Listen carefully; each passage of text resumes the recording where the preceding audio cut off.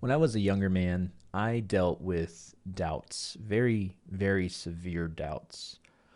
I remember being in high school and being introduced to my first encounters with atheism. And I had no idea what atheism was. I didn't know people didn't believe in God. I knew they acted like they didn't, but I didn't know they actually didn't believe in God.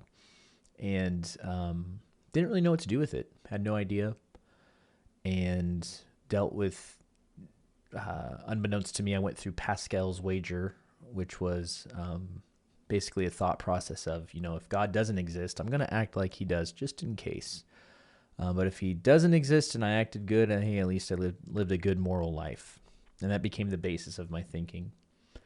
And it seems that there is a lot of people in our culture today that are waking up to deeper thoughts about God, about religion, about what it means to believe in God, what that looks like. Um, and it's something that's becoming more prevalent in our culture. There's a lot of people having these discussions.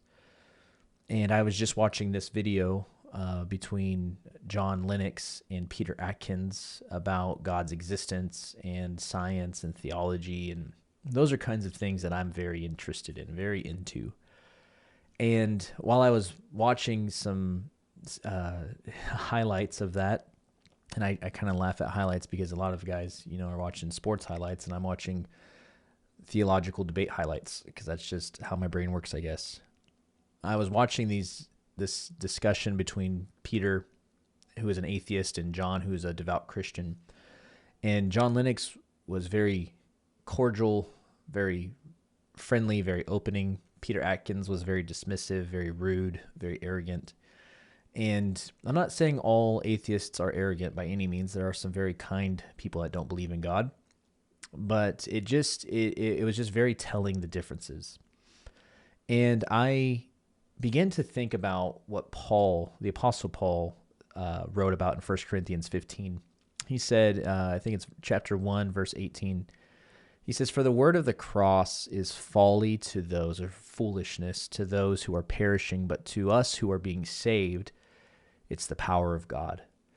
Verse 19, "For it is written, I will destroy the wisdom of the wise, and the discernment of the discerning I will thwart."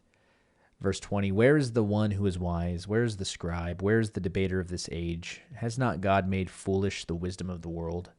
For since in the wisdom of God the world did not know God through wisdom, it pleased God through the folly of what we preach to save those who believe. Jews demand a sign, Greeks seek wisdom, but we preach Christ crucified, a stumbling block to the Jews and folly to Gentiles. But to those who are called, both Jews and Greeks, Christ the power of God and the wisdom of God. And the foolishness of God is wiser than men, and the weakness of God is stronger than men." Those words, 15 years removed from my doubts and worries and anxieties about God and what I believed, have really come into play many, many, many, many times in my life. And I have come to realize over the years that what the message of the cross is ultimately it's foolishness. And I watch a lot of these discussions or these debates, even out on the streets. I watch people that will go out and preach and teach, and the first thing is, "Well, I don't believe in your God," or "Your God is a blah blah blah." They just have all these expletives, and I used to be bothered by it.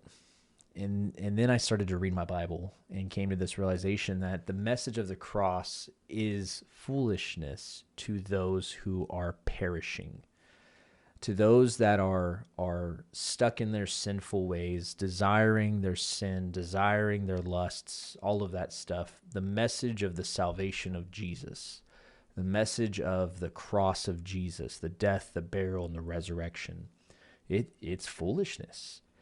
But when you have finally come to the end of yourself, you've finally stopped fighting the battles of what deep down you probably know to be true. You can finally come to this place where you accept the foolishness of the cross as just this amazing point of redemption. And even at one point, Paul says, when you were the sinner of, when you were the worst sinner, that's the version of you that Christ died for. And when you can finally come to that realization of what it means to be a follower of Christ, what it means to truly just submit your life to him, what was once foolish becomes salvation.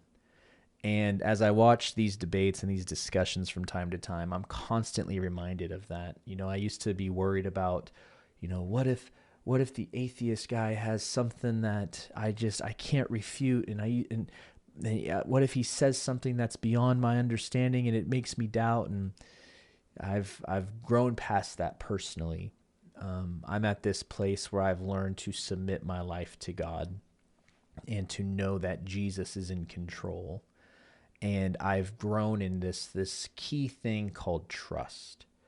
And trust is built over time, and trust is built through trial and tribulation. And Paul, at one point, the Apostle Paul says at one point that all of these little trials and tribulations that we go through, they're producing something. They're producing character, and then that character ultimately is producing hope. And hope is an expectation of an outcome according to the will and plan of God, at least how I define it.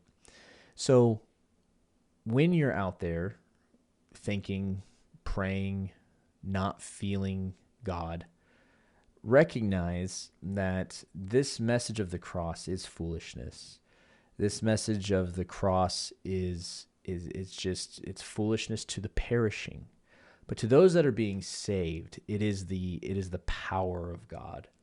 And when you can begin to submit yourself to the power of God, to the grace and the mercy of God, these discussions become a lot different.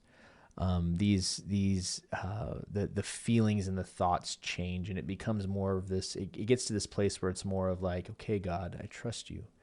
I may not feel you right now. I may not know where you're at, but I trust you. I may have a doubt or a fear or a worry about something, but I trust you. And in my experience, in my opinion, those things especially begin to work themselves out when you spend time in the Word of God. I had many friends in high school that became atheists and doubted God and all that stuff. But whenever I learned to finally submit myself to reading his word and to studying his words, when all those things started to change. So all of that being said, take this and do with it what you will. This debate, I'll share it right here in the notes down below, is a really interesting discussion, and it's worth your time. So until next time, thank you and God bless.